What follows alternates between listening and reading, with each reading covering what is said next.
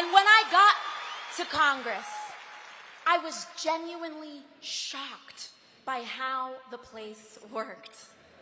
Even having run against dark money in the first place, the everyday influence of corruption was astonishing.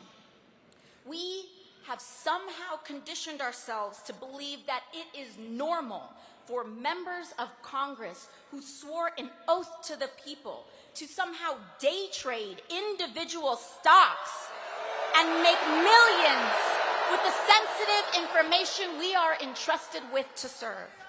How, I ask you, can anyone possibly make an objective vote on healthcare, energy, or war when their personal money is tied up in pharmaceutical companies, oil companies, or defense company stocks? You can't. And we saw this play out this week with Trump's corrupt and disastrous tariff scheme. And I hope that we can see now that Trump's tariff scheme didn't have anything to do with manufacturing like they claimed. It was all about manipulating the markets so he could quietly enrich his friends who bought the dip before reversing it all in the morning. All while our seniors and retirees suffered. Salt Lake City, this is a matter of fact. Donald Trump is a criminal. He was found guilty of 34 felony counts of fraud. Of course he is lying and manipulating the stock market too. He makes himself rich, the billionaires who back him rich, and the members of Congress who collude with him rich, but not you or us or any working person in this country. And to be clear, I don't care what party you are, Democrat or Republican. It doesn't matter how powerful or what position you have. Members of Congress holding and trading individual stock is wrong. It is corrosive, it is destructive, and it must be banned.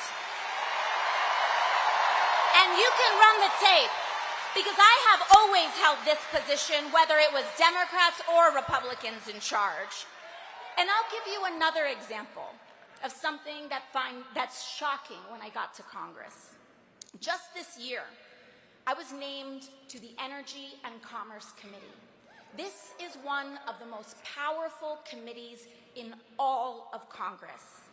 And for years, lobbyists fought to keep me off it, in no small part because I believe in Medicare for all. And because lobbyists don't like what they don't control. And an interesting thing happened the day that it was announced that I was put on that committee. Our phones and the phones in my office rang off the hook. Our inboxes exploded with emails from virtually every corporate lobbyist under the sun. All of a sudden, they wanted to be friends. But you know what, Salt Lake City? Because of you all, because of your support, because you all show up, because you allow me to not take a dime in corporate money, you free me to say no. And we can free others to say no too. I've seen how these groups bully members of Congress. They threaten to take money away or threaten to spend it against them if they don't do what they want. And what they want is for our lives to be as expensive as possible on the lowest possible wage. And it trickles down to how life feels for working people today.